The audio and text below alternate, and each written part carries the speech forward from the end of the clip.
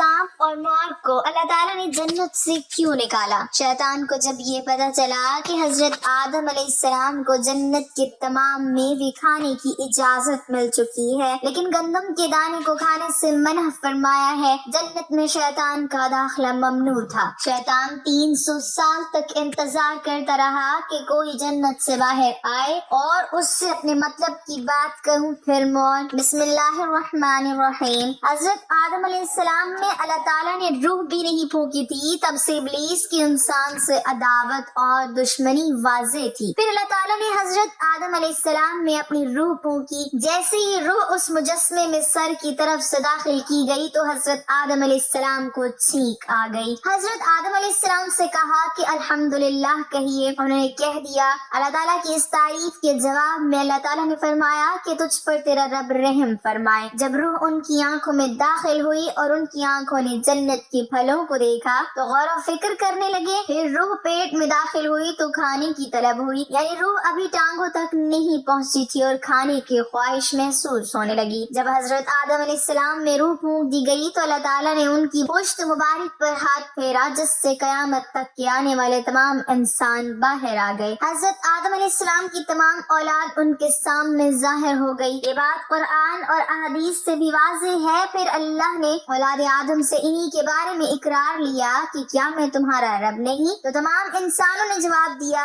कि हम इकरार करते हैं कि तू ही हमारा रब है। अल्लाह ताला ने हजरत आदम अलैहिस्सलाम में अपनी रूह फूंक कर फरिश्तों और जिन्नों से इंसान को सजदा करने का हुक्म दिया। इब्लीस के अलावा सबने हजरत आदम अलैहिस्सलाम को सजदा किया। अल्लाह ताला ने इब्लीस से पूछा कि तुझे किस चीज ने सजदे से रोक दिया? तो उसने जवाब दिया कि तूने मुझे आग से पैदा किया है और उसे मिट्टी से, गोया मैं इससे बेहतर हूँ। अल्लाह ताला ने उसकी सरकशी पर उसे सजा देते हुए फरमाया, इस जन्नत से उतर जा, तुझे कोई हक हासिल नहीं जन्नत में रहकर तू तकब्बुर करे। इब्लीस ने जवाब में कहा कि मुझे कयामत तक मोहलत दे दीजिए, यानी कि इतनी लंबी उम्र दे दीजिए कि कयामत तक मुझे मौत न आए, जबकि तमाम इंसानों को दोबारा जिंदा किया जाएगा। अल्लाह ताला ने फरमाया कि तुझे एक वक्त मुकर्ररा तक मोहलत दे दी गई। फिर इब्लीस ने कहा कि मैं कसम खाता हूँ कि मैं इंसानों की गुमराही के लिए तेरे सीधे रास्ते पर बैठ जाऊंगा, फिर मैं उनके आगे से, पीछे से, दाएं से और बाएं से उनके पास आऊंगा और तू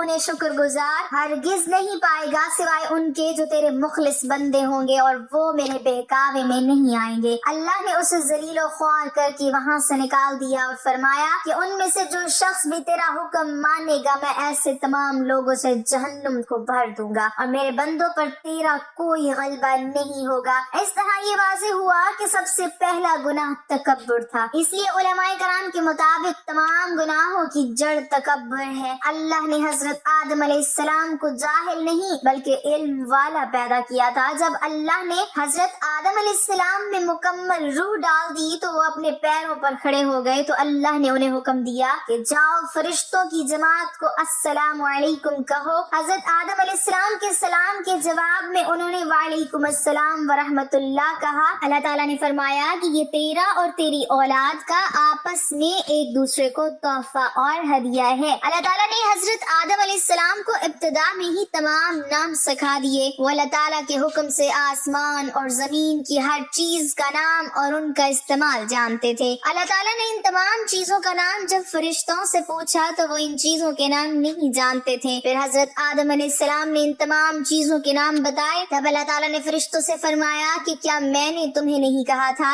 कि मैं वो जानता हूँ जो तुम नहीं जानते। फिर एक रोज जब हजरत आदम अलैहिस्सलाम सो रहे थे तो अल्लाह ताला ने उनकी बाईं पसली से हजरत हव्वा अलैहिस्सलाम को पैदा फरमाया और उन्हें हजरत आदम अलैहिस्सलाम का हम सफर बनाया। जब हजरत आदम अलैहिस्सलाम बेदार हुए तो उन्होंने हजरत हव्वा अलैहिस्सलाम को पास बैठे देखा। उन्होंने पूछा कि तुम कौन हो? उन्होंने जवाब दिया कि मैं औरत हूँ। हजरत हव्वा अलैहिस्सलाम कयामत तक आने वाली तमाम औरतों में सबसे ज्यादा खूबसूरत थी। हजरत आदम और हजरत हव्वा अलैहिमुस्सलाम दोनों जन्नत में रहते थे। उन्हें नूर का लिबास पहनाया गया। जब इब्लीस ने उन्हें गुमराह करना शुरू कर दिया और अल्लाह ताला ने जिस दरख्त के पास जाने से उन्हें मना किया था, शैतान ने उन्हें वही खाने पर मजबूर कर दिया और इस पर झूठी कस्में भी खाई। उन्होंने इस दरख्त से खा लिया और अल्लाह ताला की नाफरमानी के मुर्तकिब हुए। अल्लाह ताला ने उनसे नूर का वो लिबास ले लिया और वो बरहना हो गए। وہ اس درخت کے پتوں سے اپنے آپ کو ڈھانپنے لگے، لیکن اس گناہ کے بعد غرور و تکبر کی جگہ وہ اللہ تعالیٰ سے معافی مانگنے لگے اور اس کی مغفرت کے طلبگار ہوئے۔ اس سے یہ بتایا گیا کہ خطا انسان کی فطرت کا حصہ ہے، کیونکہ وہ فرشتوں کی طرح معصوم نہیں ہے۔ پھر اللہ تعالیٰ نے انہیں جنت سے نکل جانے کا حکم دیا اور فرمایا کہ تم زمین پر رہو اور تم ایک دوسرے کے دشمن ہوگے۔ پھر وہ دونوں زمین پر اترے اور انہی کے ساتھ ابلیس بھی زمین پر اترا۔ حضرت آدم اور حضرت حوا علیہ السلام نے اپنے رب سے معافی کے کلمات سیکھے۔ ایک روایت کے مطابق حضرت آدم علیہ السلام کو ہند میں جبکہ حضرت حوا علیہ السلام کو جدہ میں اتارا گیا۔ پھر وہ ایک دوسرے کو ڈھونڈنے لگے اور آخرکار میدان عرفات میں ان کی ملاقات ہوئی۔ حضرت حوا علیہ السلام نے 20 ولادتوں میں 40 بچوں کو جنم دیا۔ ہر ولادت میں ایک لڑکا اور ایک لڑکی پیدا ہوتی تھی۔ سب سے پہلا جوڑا قابیل اور اس کی بہن کمین کا تھا، اور اس طرح زمین پر نسل انسانی کی افزائش شروع ہو گئی۔ حضرت عبداللہ بن عباس رضی اللہ تعالی عنہ نے ارشاد فرمایا، بے شک اللہ پاک نے حضرت آدم کو جمعے کے دن عصر کے بعد پیدا فرمایا اور آپ کو ظاہر زمین کی ایک مٹھی مٹی سے پیدا فرمایا، اس لیے آپ کو آدم کہتے ہیں اور آپ کی اولاد کو آدمی یعنی آدم والا کہتے ہیں۔ حضرت آدم علیہ السلام کا مبارک خمیر جس مٹی سے تیار ہوا، اس سے بچ جانے والی مٹی شریف سے کھجور کا درخت بنایا گیا، جیسا کہ حضرت مولا علی رضی اللہ تعالی عنہ بیان کرتے ہیں کہ حضور صلی اللہ علیہ وسلم نے ارشاد فرمایا، کھجور کا احترام کرو کیونکہ یہ تمہارے والد حضرت آدم علیہ السلام کی بچی ہوئی مٹی سے پیدا کی گئی ہے۔ اللہ پاک نے حضرت آدم علیہ السلام کو بغیر ماں باپ کے مٹی سے پیدا فرمایا۔ اللہ پاک نے حضرت آدم علیہ السلام سے حضرت حوا کو پیدا فرمایا۔ حضرت آدم علیہ السلام نے ان کی طرف دست محبت بڑھانے کا ارادہ کیا تو فرشتوں نے عرض کی، اے آدم ٹھہر جائیں، پہلے ان کا مہر ادا کریں۔ آپ علیہ السلام نے فرمایا، ان کا مہر کیا ہے؟ فرشتے نے عرض کی، ان کا مہر یہ ہے کہ آپ ہمارے سردار محمد مصطفیٰ صلی اللہ علیہ وسلم پر 3 یا 10 مرتبہ درود پاک پڑھیں۔ چنانچہ آپ علیہ السلام نے درود پڑھا اور فرشتوں کی گواہی سے آپ کا حضرت حوا علیہ السلام سے نکاح ہو گیا۔ اس سے معلوم ہوا کہ نبی پاک صلی اللہ علیہ وسلم پر موجود چیز کے لیے وسیلہ ہیں، یہاں تک کہ اپنے والد حضرت آدم علیہ السلام کا بھی وسیلہ ہے۔ حضرت آدم علیہ السلام نے 960 برس کی زندگی پائی، جبکہ آدم علیہ السلام کی زندگی 1000 سال کی تھی، کیونکہ جب حضرت آدم علیہ السلام جنت میں تھے تو اللہ تعالیٰ نے حضرت آدم کو ان کی تمام اولاد جن کو نبوت ملنی تھی، ان کی شخصیت، ان کی عمر حضرت آدم کے سامنے واضح کر دی۔ آپ نے جب حضرت داؤد علیہ السلام کی عمر کو 60 سال تک دیکھا تو اللہ سے کہنے لگے، اے اللہ پاک، میری عمر کے 40 سال میرے پوتے داؤد کو دے دو۔ تو یوں آپ کی دعا قبول ہو گئی۔ اللہ نے آدم علیہ السلام کو 2 فرزند عطا کیے،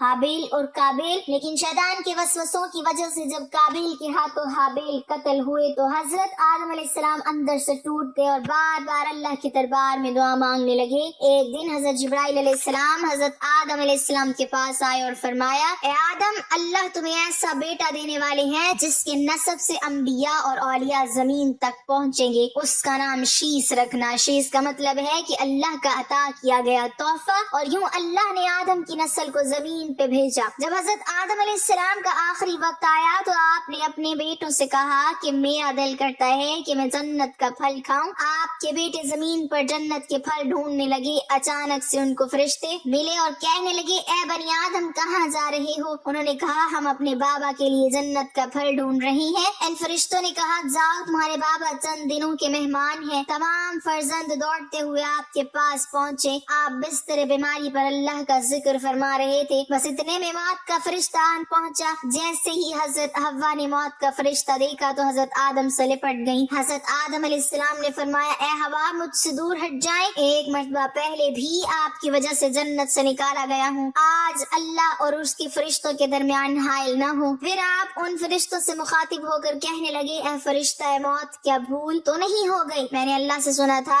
کہ میری عمر 1000 سال کی ہے، ابھی تو مجھے 960 برس ہوئے ہیں۔ ملک الموت نے کہا، اے اللہ کے نبی، آپ نے خود ہی فرمایا تھا کہ آپ کی عمر کے 40 سال آپ کے پوتے حضرت داؤد علیہ السلام کو دے دیے جائیں۔ بس حضرت آدم علیہ السلام کی روح قبض کی گئی، آپ کو غسل فرشتوں نے دیا اور جنت کی خوشبو آپ کے جسم مبارک کو لگائی گئی۔ پھر آپ کی نماز جنازہ فرشتوں نے حضرت جبرائیل علیہ السلام کے پیچھے ادا کی۔ زمین کھود کر آپ کی تدفین ہوئی اور تمام انسانوں کے نزدیک اللہ کا یہ حکم حکم نافذ ہوا کہ جب بھی کسی کا انتقال ہو اس کے جسم کو ایسے ہی تدفین کرنا۔ آج بھی ان فرشتوں کی سنت پر اہل ایمان عمل کر کے اپنے بزرگوں کی تدفین کرتے ہیں۔ آپ کی قبر مبارک کی جگہ کو لے کر بہت سے اختلافات ہیں۔ کچھ مورخین کے نزدیک آپ کی جائے تدفین سری لنکا، کچھ کے نزدیک جبل ابی قیس اور کچھ کے نزدیک عراق ہے۔ بعض روایتوں میں یہ بھی ہے کہ جب حضرت آدم علیہ السلام کی روح قبض کرنے کے لیے فرشتہ پہنچا تو آپ کے بیٹے جس کو آپ نے اپنا جانشین بنایا تھا حضرت شیس علیہ السلام سے کہنے لگے، اے میرے جانشین، میں نے اللہ سے سنا تھا ان قریب اس زمین پر ایک طوفان آئے گا، اگر تم اس وقت تک موجود رہو تو میرے جسم کو اس کشتی میں سوار کرنا جو نجات کا وسیلہ ہے،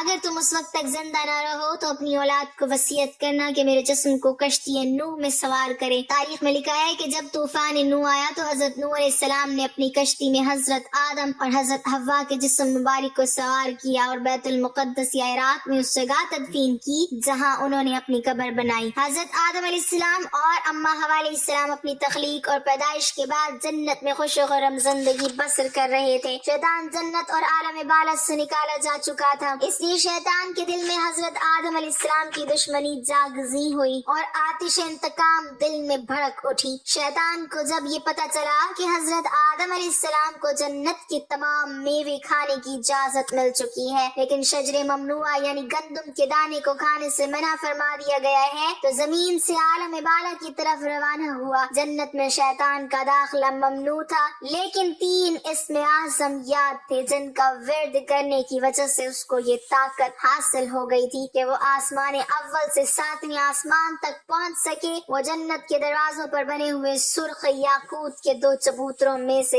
ایک پر بیٹھ گیا اور 300 سال تک انتظار کرتا رہا کہ کوئی جنت سے باہر آئے اور اس سے اپنے مطلب کی بات کرے۔ اچانک مور جنت سے باہر آ گیا، اس کو دیکھتے ہی شیطان خوش ہوا اور اس سے کہنے لگا کہ اے خوشنما پرند تم کون ہو؟ مور نے جواب دیا میں مور ہوں۔ مور نے کہا کہ تم اپنا تعارف کراؤ۔ شیطان نے کہا کہ میں عالم کروبیاں کا ایک فرشتہ ہوں اور ایک لمحے کے لیے بھی اللہ کی یاد سے غافل نہیں ہوں۔ میں چاہتا ہوں کہ جنت کے اندر جاؤں اور وہاں کی نعمتوں کا اپنی آنکھوں سے مشاہدہ کروں۔ اگر تم مجھے جنت کے اندر لے چلو تو میں تمہیں 3 باتیں بتاؤں گا جس کے صلے میں تمہیں ابدی زندگی حاصل ہو جائے گی، تمہیں بڑھاپا اور بیماری بھی نہیں آئے گی اور تم ہمیشہ جنت میں رہو گے۔ لالچ میں آ کر مور نے کہا کہ مجھ میں تو اتنی طاقت نہیں ہے کہ میں تمہیں جنت لے جاؤں، لیکن ایک سانپ میرا دوست ہے، وہ شاید تمہاری کوئی مدد کر سکے۔ یہ کہہ کر مور سانپ کے پاس آیا اور ماجرا سنایا۔ سانپ بھی شیطان کی گفتگو سے بہت خوش ہوا اور اسے اپنے منہ میں چھپا کر جنت میں داخل ہونے میں کامیاب ہو گیا اور شجر ممنوعہ کے پاس پہنچا دیا۔ دوسری جانب جنت کے نگہبانوں کو فوراً یہ اطلاع مل گئی کہ شیطان جنت میں داخل ہو چکا ہے۔ جب نگہبان شیطان کو جنت سے نکالنے لگے تو حکم ربی ہوا کہ اسے ابھی جنت میں ہی رہنے دیں۔ شاید یہ بھی حضرت آدم علیہ السلام کا امتحان تھا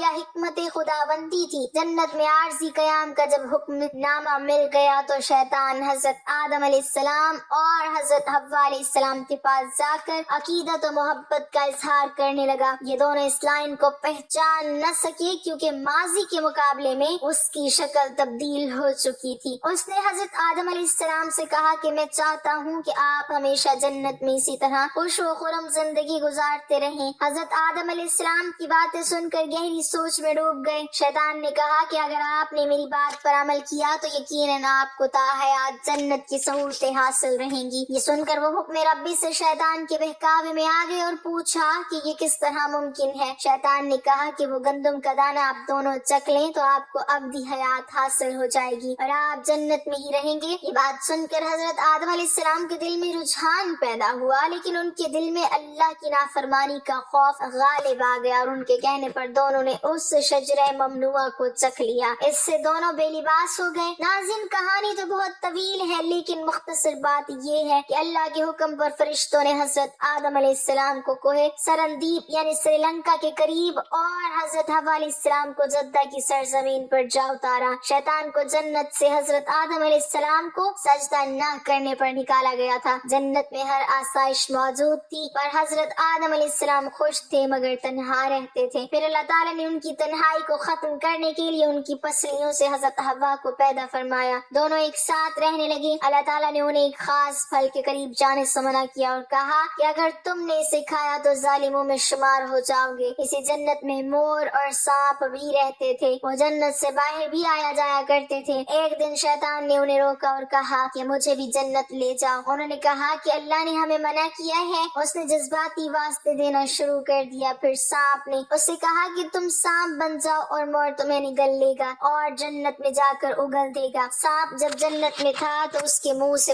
بہت خوبصورت خوشبو آتی تھی اور اس کے پاؤں بھی ہوتے تھے، اور مور جیسے اب ہے اس سے بھی زیادہ خوبصورت تھا۔ اس کے پاؤں نہایت ہی دلکش تھے، اور مور نے جنت جا کے سانپ کو اگل دیا۔ شیطان جنت میں حضرت آدم اور حضرت حوا علیہ السلام سے ملا، انہیں اس پھل کے بارے میں بہکانے لگا۔ حضرت آدم نے انہیں کہا کہ ہمیں اللہ نے منع فرمایا ہے۔ حضرت آدم علیہ السلام سو رہے تھے، شیطان حضرت حوا کے پاس گیا اور پھر سے اس پھل کے بارے میں بھٹکانے لگا۔ حضرت حوا علیہ السلام بالآخر اس درخت کی طرف چلی گئی اور وہ پھل کھا لیا۔ جب حضرت آدم علیہ السلام اٹھے تو اصرار کر کے انہیں بھی کھلایا، ان کے جسم سے جنت کا لباس غائب ہو گیا۔ تب انہیں بہت شرمندگی ہوئی اور اللہ سے رو رو کر معافی طلب کی۔ تب ہی سے جن پاؤں سے مور شیطان کو لے کر جنت آیا تھا اس سے وہ خوبصورت پاؤں واپس لے لیے، بدصورت پاؤں بنا دیے، اور جس منہ سے سانپ نے یہ مشورہ دیا تھا اس سے اس کے منہ کی خوشبو چھین لی اور پاؤں بھی، اور جنت سے نکال دیے گئے۔ اللہ سے دعا ہے کہ وہ ہمیں تمام برائیوں سے دور فرما کر نیک عمل کرنے کی توفیق عطا فرمائے، اور ہمیں نبی پاک صلی اللہ علیہ وسلم اور ان کی آل پاک سے سچی و پکی محبت فرمائے، آمین۔ ناظرین، کمنٹ باکس میں اللہ تعالیٰ کے 99 ناموں میں سے ایک نام